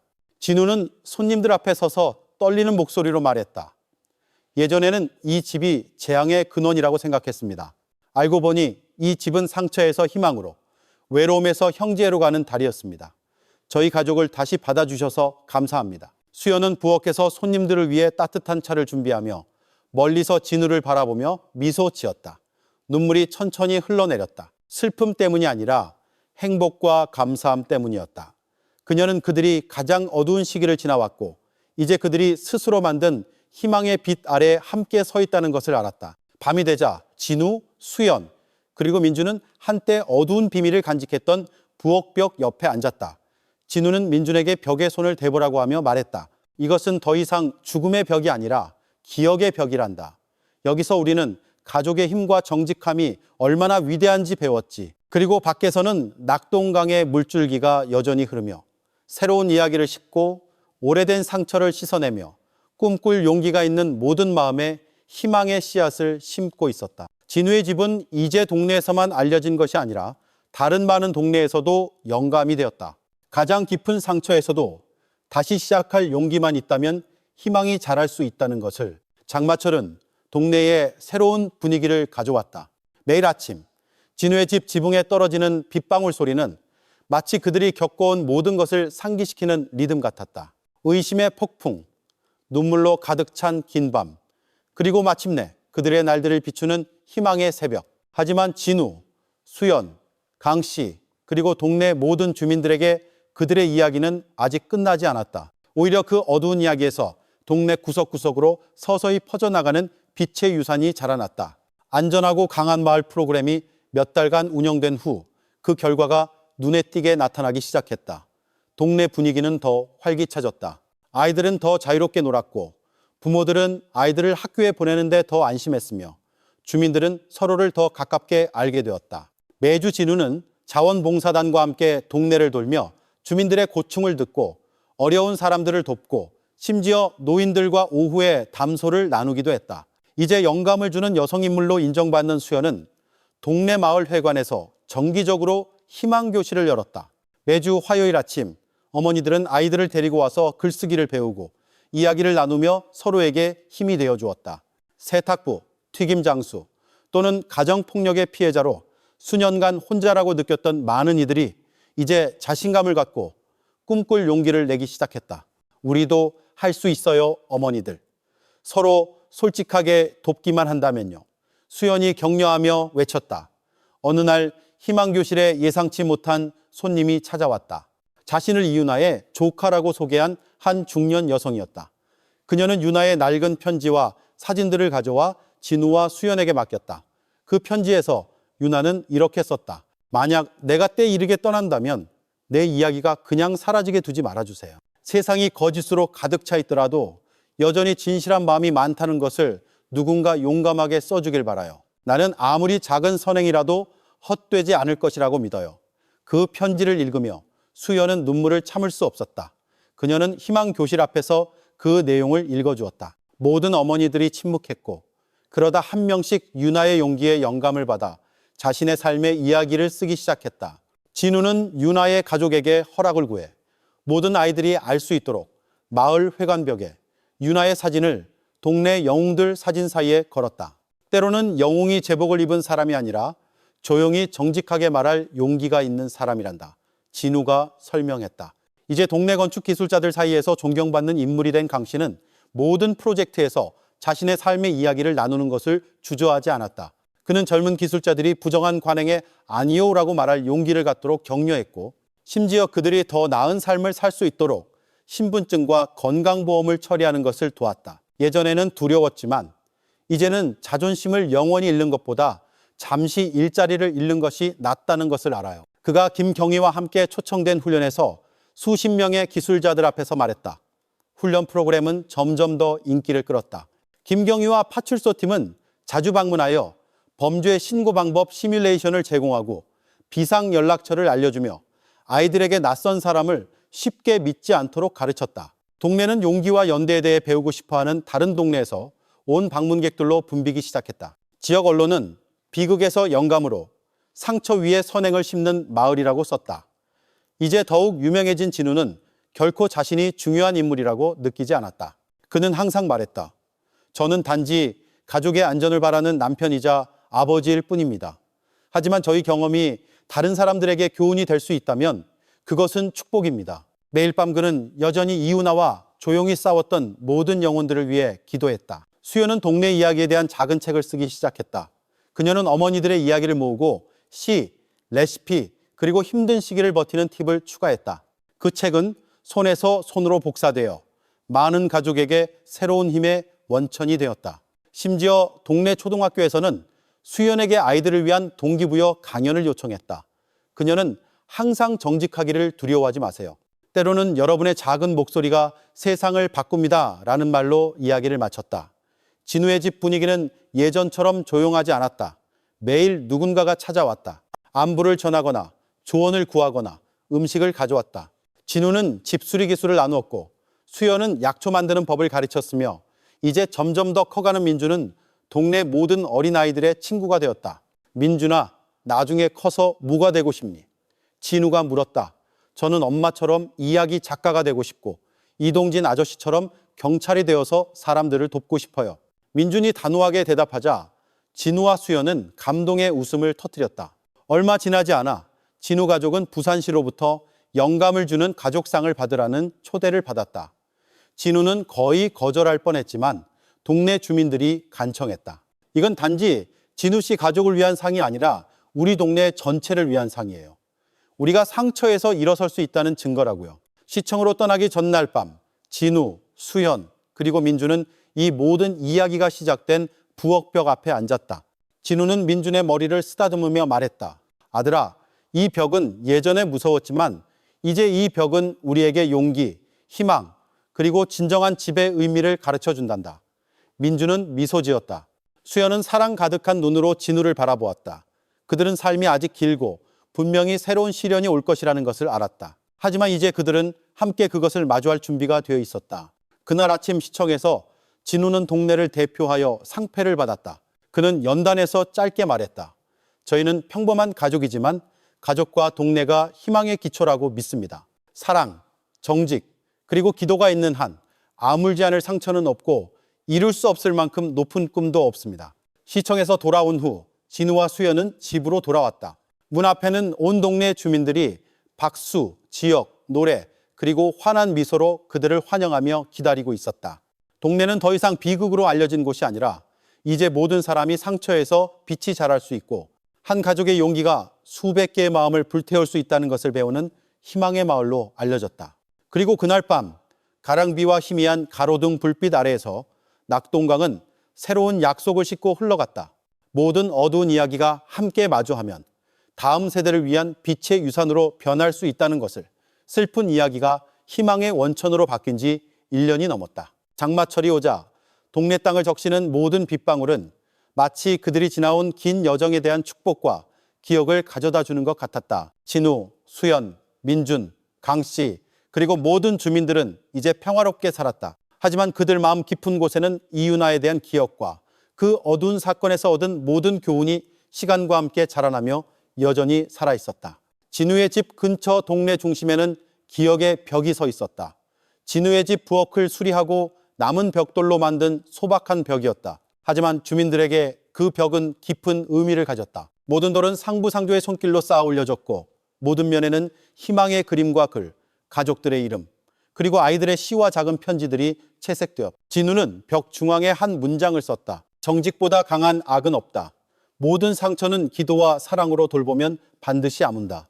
매주 토요일 아침 이 벽 앞마당은 야외 교실로 변했다. 진우와 수연은 아이들이 모여 동화를 읽고 시를 쓰고 말로 두려움, 꿈 또는 희망을 표현하는 법을 배우는 이야기 교실 활동을 시작했다.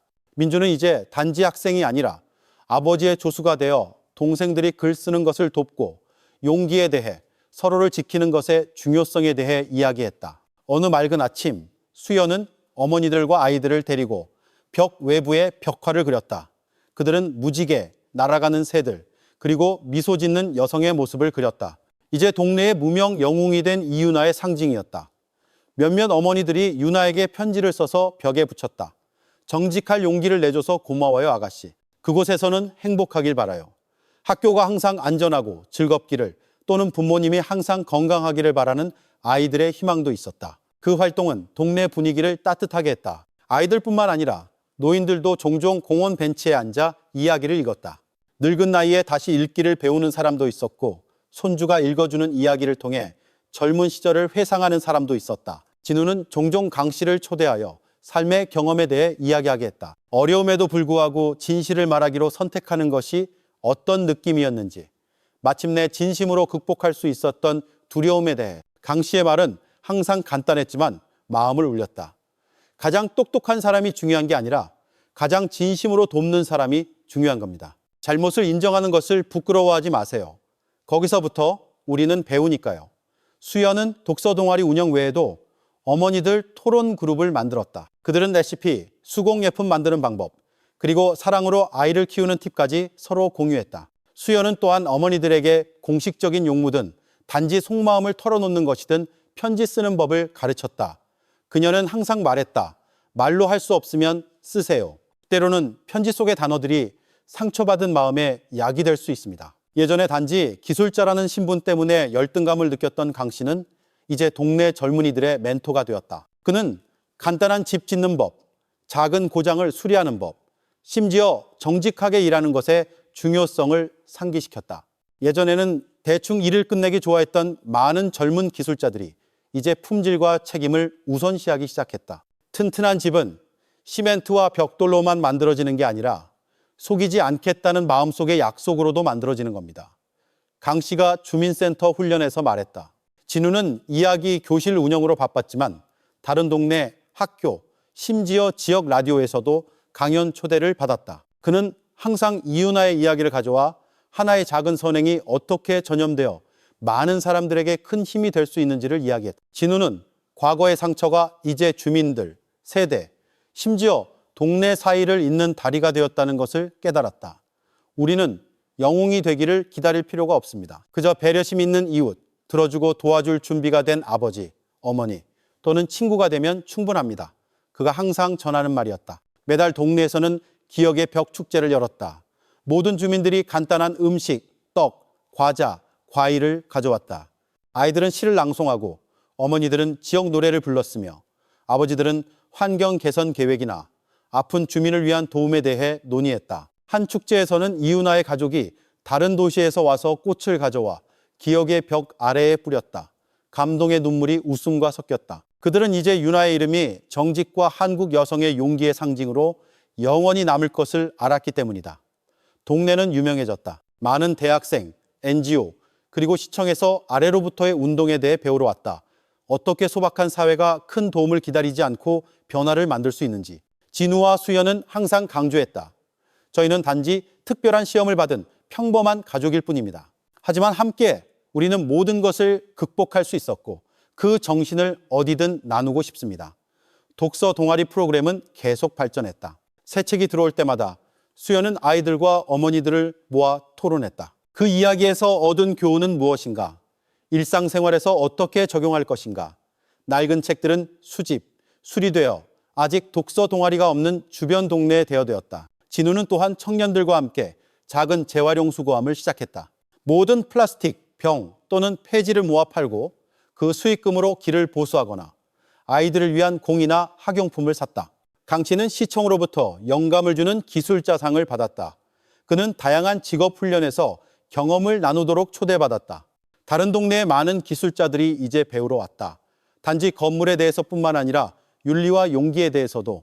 오후에 진우는 민준과 다른 아이들을 데리고 동네를 산책하는 것을 좋아했다. 그들은 기억의 벽에 멈춰서서 기도하고 그런 다음 앉아서 여전히 흐르는 낙동강을 바라보았다.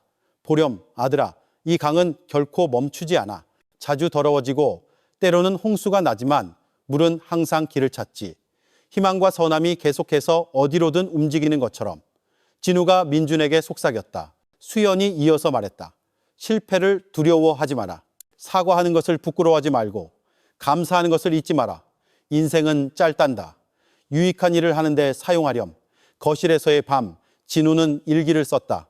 예전에는 어둠 속에서 혼자라고 느꼈다. 이제 나는 작은 빛 하나가 많은 마음을 밝힐 수 있다는 것을 안다. 이 기억의 벽이 모든 상처가 함께 마주하면 미래의 다리로 변할 수 있다는 증인이 되기를 바란다. 그리고 비소리가 내리자 동네 모든 주민들은 평온하게 잠들었다.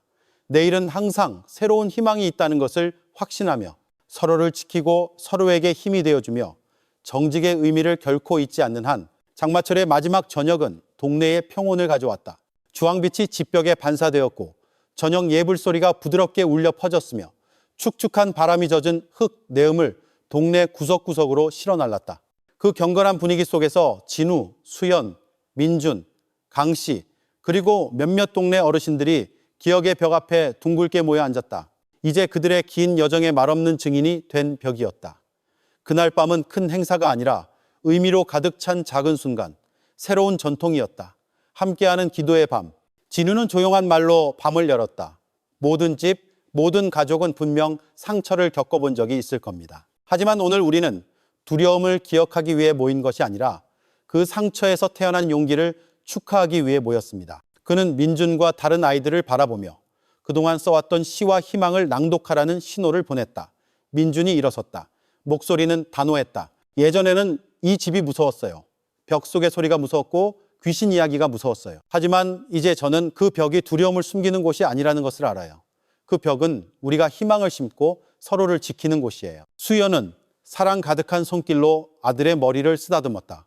그녀는 예전에 이윤아가 썼던 편지의 한 구절을 읽었다. 만약 삶이 나에게 시련을 준다면 나는 여전히 정직하게 말하기를 선택하고 싶다. 왜냐하면 나는 아무리 작은 선행이라도 반드시 올바른 사람의 마음에 닿을 것이라고 믿기 때문이다.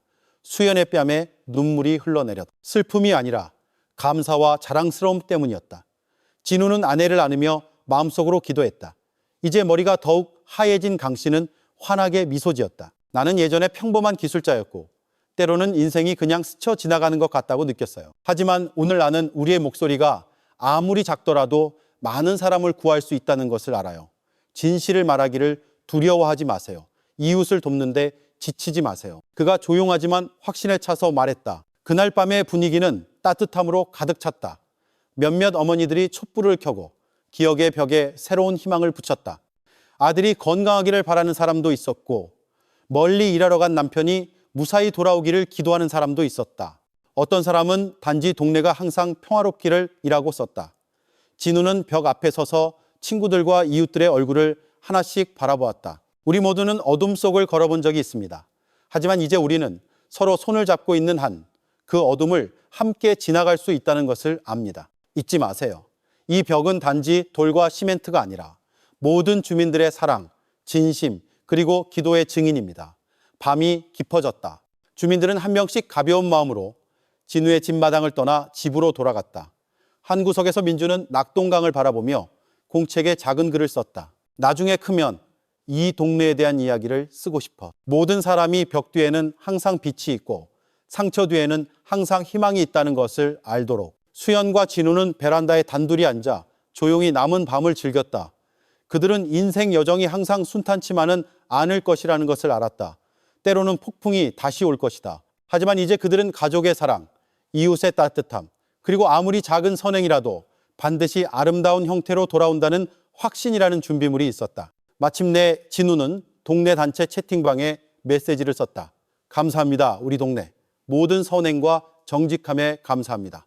이 이야기가 여기서 멈추지 않고 다른 많은 마음의 열정을 불태우는 작은 횃불이 되기를 바랍니다. 이 동네를 지킵시다. 함께 희망을 지킵시다. 집집마다 불이 하나씩 꺼졌다. 오직 달빛과 강물의 졸졸거리는 소리만이 기억의 벽에서 밤을 함께했다. 작은 손들의 그림자와 주민들의 글씨가 서서히 희미해졌다. 하지만 그 메시지와 의미는 영원했다. 왜냐하면 모든 상처에는 항상 사랑이 자랄 공간이 있고 모든 벽 뒤에는 그것을 믿고 지키려는 사람이 있는 한 그 빛은 계속해서 존재할 것이기 때문이다. 여러분, 마지막 순간까지 들으셨다면 분명 여러 가지 감정을 느끼셨을 겁니다. 놀라움, 분노, 후회, 심지어 이 사건의 운명에 대한 연민까지. 한 생명이 사라졌고 완벽해 보였던 범죄는 거의 잊힐 뻔했습니다. 하지만 진실을 찾는 이들의 끈기 덕분에 정의는 마침내 세워졌습니다. 이야기 속에서 사건이 해결된 방식에 대해 어떻게 생각하십니까? 그것은 용기였을까요? 아니면 무모함이었을까요? 만약 여러분이 그 사람이었다면 어떻게 했을까요? 아래에 댓글을 남겨주세요. 진실은 밝혀져야 한다고 생각하시면 1번을, 여전히 의심스러운 점이 있다고 생각하시면 0번을 눌러주세요. 들어주셔서 감사하며 그 길이 쉽지 않더라도 항상 정의의 편에 서시기를 바랍니다. 네.